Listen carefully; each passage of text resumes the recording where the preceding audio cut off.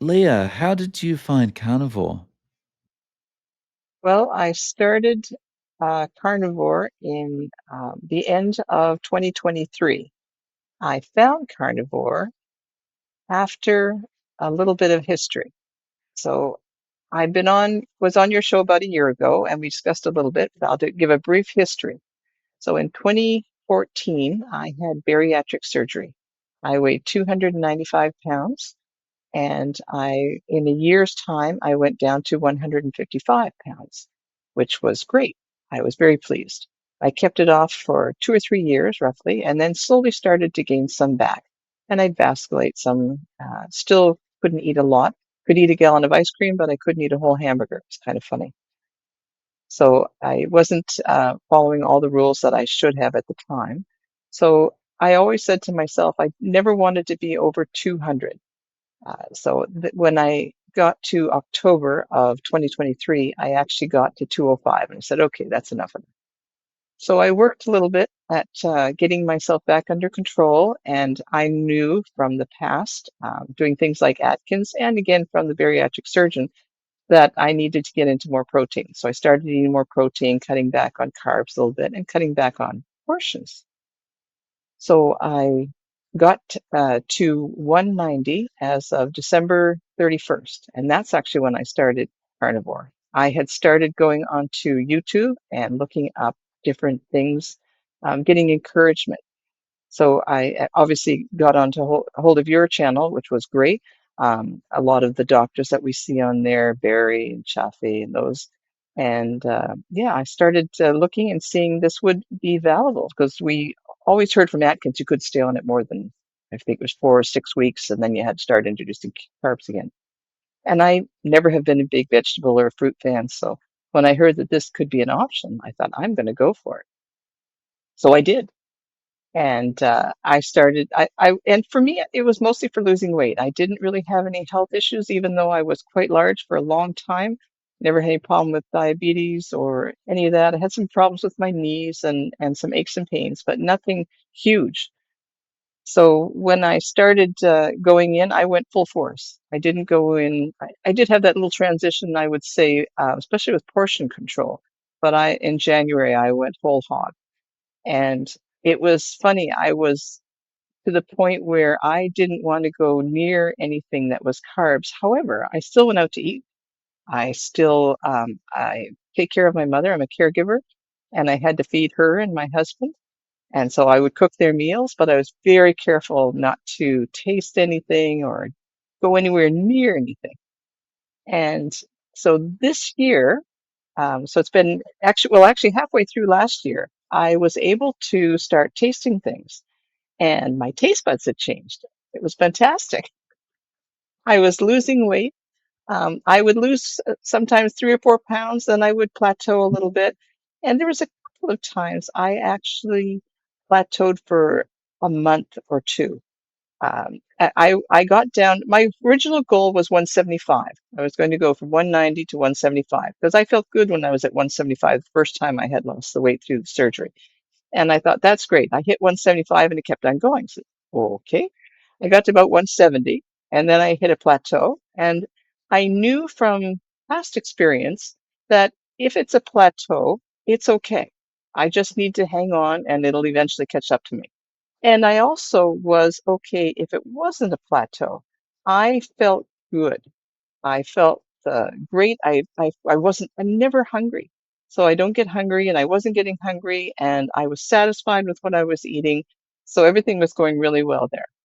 So I got to the point where I started losing weight again. And then I hit another plateau right around 155. And I thought, that's great. So that's where I was before. That's where I'm going to stay.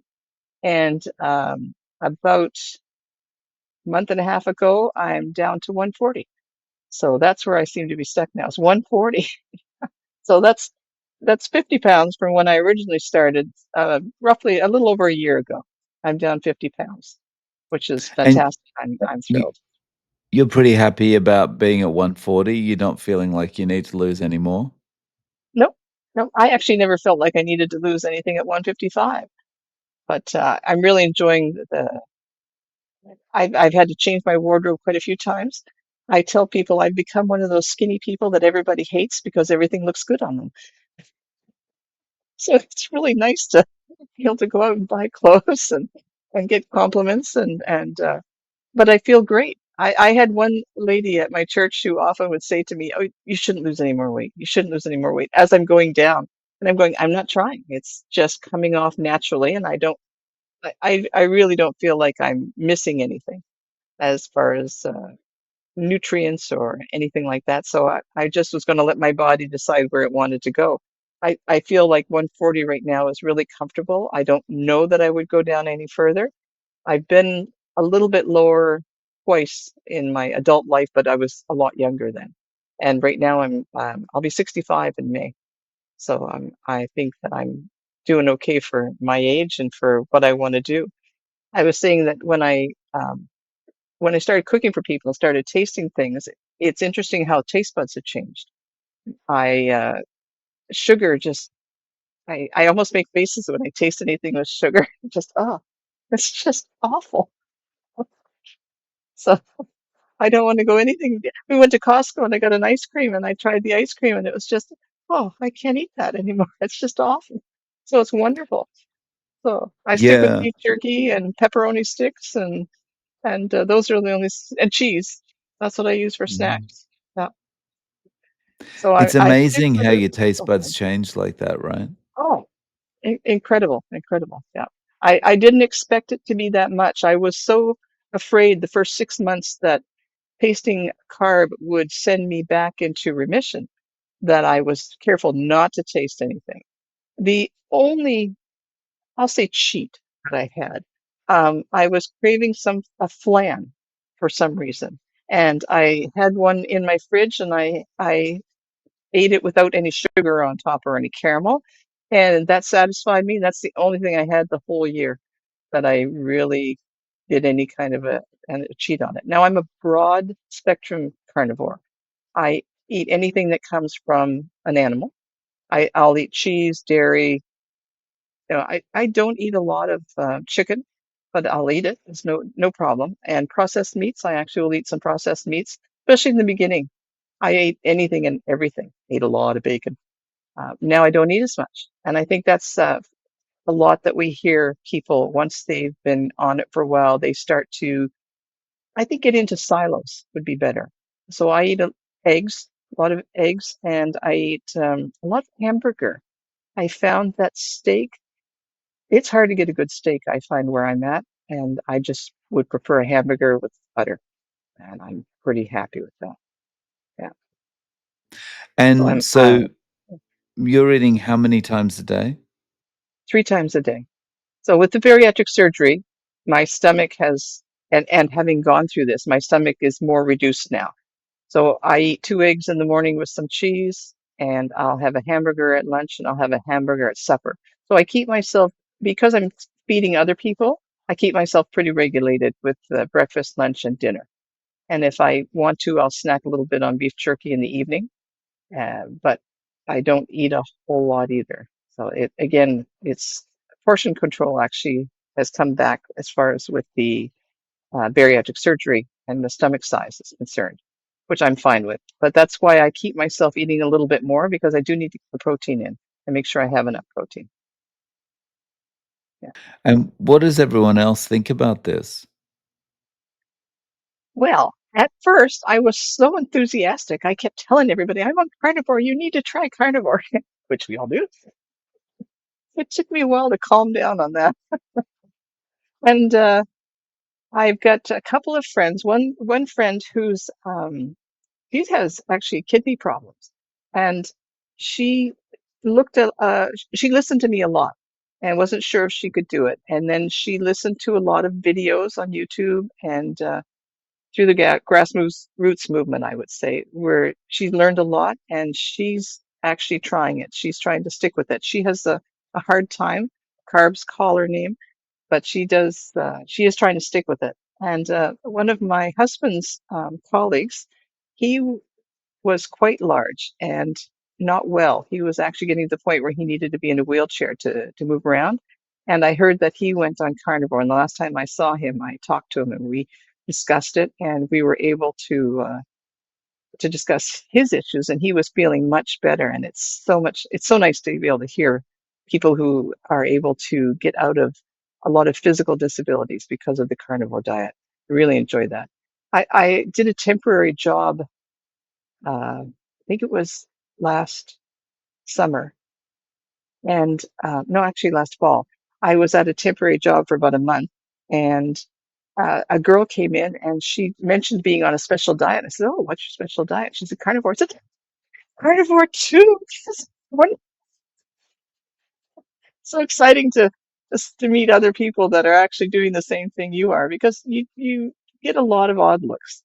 Um, I've had blood work done through my doctor, and I haven't mentioned to him that I'm carnivore, and he hasn't said anything. I know my LDL is high when I look at the results, but he hasn't said anything to me, so I don't know if he's just assuming. I did mention I was low carb. That's the easiest thing to say is that we're low carb. The other thing I do a lot of is I listen all the time to YouTube videos. I listen to Christian YouTube videos, but I listen to a lot of carnivore. I think that listening to videos, and you've heard this, I'm sure, before, it's like going to an AA meeting. It keeps you in that frame of mind, and it encourages you to hear the people and what they're going through or what they're experiencing, and how well it's treating people. I really haven't heard a lot of negative about carnivore in anything that I've listened to, which is really interesting. I don't hear people saying, I've had enough. I've even tried looking a little bit for some, and some that I've heard, they might try it for a week. Well, a week's not going to give you enough to be able to base anything on.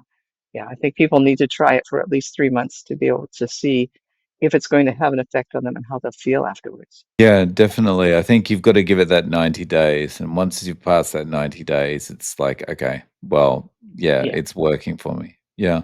So you did mention that you had some knee pain before. Is that knee pain gone? Yes, definitely. Yeah. I think it was definitely weight related, um, pressing on the joints. I've had a few things that haven't disappeared. I still have GERD or reflux, and that could be from the surgery, which they said to expect that. So I still have to take something for that, but I've cut the pills in half, and I find that I'm okay that way. I've tried going off of them a little bit, doesn't work, but I don't think that's an unfair thing to quit myself for now. I think it's okay. Yeah. So your goal at this stage is just to stay with carnivore going forward. There's nothing pulling you back. No, I plan to stay on this. I can see this the rest of my life. Interesting. My mother is getting to the point where we're going to be placing her into a home for more support. And I was looking at the nutritional needs. Now, she's not carnivore and doesn't want to be, but I was thinking of myself long term. And there's not a lot of options for carnivores out there in senior homes, which is really an interesting subject to get into. And I'm thinking I have to stay healthy so I can stay home as long as I can to be able to eat what I want to eat. And my husband has listened to a lot of the carnivore um, podcasts because I'm listening to them in the car all the time. And he's not carnivore yet, but he understands why he should be. And once my mother has been placed somewhere and we're home more, the two of us, he's willing to go carnivore. And I said, you need to commit to it, and you need to commit to it, for the 3 months so that we can actually get you on there. And he's 77, still plays pickleball, but he's got some arthritis and he's got some pains. And I'm trying to encourage him that this will hopefully go away if we can get you on the proper human diet, as they say. Well, that's fantastic. Um, but yeah, I understand what you mean about once someone goes into a care facility, it's like there's no it's basically all they're looking at is getting the calories up. That's all they care about, right? Well, also, one of the homes I spoke to, they talked about having a dietitian in there, and you can only have bacon once a week. It's oh, that's so fatty, and it's got so much cholesterol. And I'm thinking, well, I'm not going to argue with you. It doesn't. because they don't see that and they're not used to it. And it's an interesting conundrum. I Googled that to see if other people had run into that. And I heard in the States there's a few locations that they're looking into being able to accommodate people who are more on a meat-based diet than the carb-based, which is nice to hear that that is coming on. But I can see that it would be. I'm in Canada, so you have a lot more government-based houses, and I can see that that could be a problem for someone who wanted to eat a certain way. They do say they accommodate people, but they don't understand accommodating a meat based. They do it much more on the culture base, I would think, than they would on something that is a choice that you've made to change your way of eating. It's a very interesting subject that I'm sure that we'll hear more of as the years go on. Yeah, it sounds a little bit like when you go on a plane and you can kind of pre-order a meal and it's like if you certain cultures, you can order a cultural meal or you can order vegan or you can order gluten-free, but there's no Right. like steak only option. No. And even if you were to say you wanted low carb, they would actually include a lot of vegetables. I know I've seen that before. It's very interesting. But I'm actually going to be going to Disney World at the end of April, and I'm already starting to plan what can I eat, what can I think of doing. So for traveling, so beef jerky. I know in the breakfast that they usually have, you can get eggs and bacon. So I'm sure I'm going to pack some bacon in my backpack when I and go into the park and things like that. And I hear they have turkey legs, a whole turkey leg you can get. I don't know if I'll Well, go that route. we were at Tokyo Disney at Christmas time and um at the hotel in the morning, my option was eggs or eggs. Like, bacon wasn't Oh, even an option because bacon was nonsense. basically, this kind of conglomeration of soy and all this other kind of stuff, so it wasn't actually Okay. bacon. No, Um, but then when we actually got to Disney, it was pretty good. Like, they were pretty accommodating in the restaurants about, like, just, like, having only meat on the plate or something like that, taking everything off. So I was it was nice to see because I was thinking, "Oh, it's just gonna be very robotic, kinda here's your meal kinda thing," but they're pretty accommodating. that's good to hear. I did read one blog where a gentleman said he was carnivore, and he said when he went to a restaurant, the chef actually came out and spoke to him. And I guess if you make some kind of a request like that, they want to make sure they're getting it right. So I'm hoping that will be the case. And I probably won't do that too often because of the quantity that I eat is so little. I don't need to have a lot to keep me filled. But yeah, it's really exciting that I'll be able to travel and then experience what that's going to be like. Yeah. And I want to take food with me. Yeah. Nice. So based on your experience, Leah, if one of your friends talked to you about starting carnivore, what advice would you give them to maximize their success? It would depend on the person. I think you have to take the person's personality and preferences for food into account. I can see both ways going, where I would sell one person, go a little bit slower, start cutting out all your white stuff, anything and then start slowly getting rid of carbs and accelerating on meat. Um, but I know some people that they would have no problem going cold turkey too. I've got one friend who has an aversion to meat, and so I haven't gotten her on board yet. But we talk quite a bit, and she's working on trying to lower her carbs and to get on that side of it. So sometimes I think the other option might be keto. If someone can go keto, and that's the way that they can, and it will work for them. I don't see any problem for that. And I think that we are all individuals, and we have to see how it works. So at first, when I would hear some people who were being interviewed and they would talk about having a cheat day that ended into a cheat weekend that ended to cheat months, I'd be disappointed in my heart for them. But it does happen for people, but they're able to get on board, that most of them back on board, which is great. And hearing some people who want to incorporate fruit, at first I was very anti that, going, "Oh, that's not carnivore." But I think you have to have an open mind, and I've been able to open my mind up a little bit more on that. And if that works for them, then that's great. I want it to be able to work for them, and for them to have success and to be healthy, to be the best that they can be.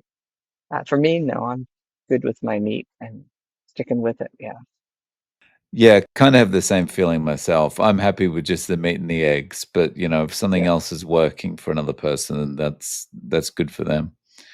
yeah. Um, so Leah, how can people reach out to you? Do you have any social media or any way of getting in contact? I don't have a YouTube. I can give you my email address. If someone's interested in contacting me, they can certainly do it by email. Just put carnivore in the subject line. It'll probably go to my junk mail. That way I can see it. I do look through it. And I'd love to discuss it if somebody has some issues and gone through the bariatric surgery, especially. It's a unique situation that I think I'm hoping more people who have had it and who have had some um, failure with it are able to see this as an option to go forward and to get back on track and to get back into that healthy state. It's a hard thing. We know, especially in North America, losing weight, there's a lot of temptations here. And once you see it and you've been on it for a while, I find that it gets easier and easier all the time. I go into the grocery store. I don't go into the aisles. I do the perimeter and I stick with the meat and dairy, and I'm very happy that way. Nice. Um, so I'll link to your email in the show notes. Okay. Leah, thank you for coming back on and letting us know how things are going. I really appreciate your time. I really appreciate all the work that you do and the interviews. And again, it's part of my daily routine. Your channel, among others, is part of my daily routine so that I can keep myself in that frame of mind where I'm supported. I'm part of the tribe, the group, and it's nice when there's not necessarily real people around me, that I can see people on screen and hear their stories and get the support that way. It's lovely.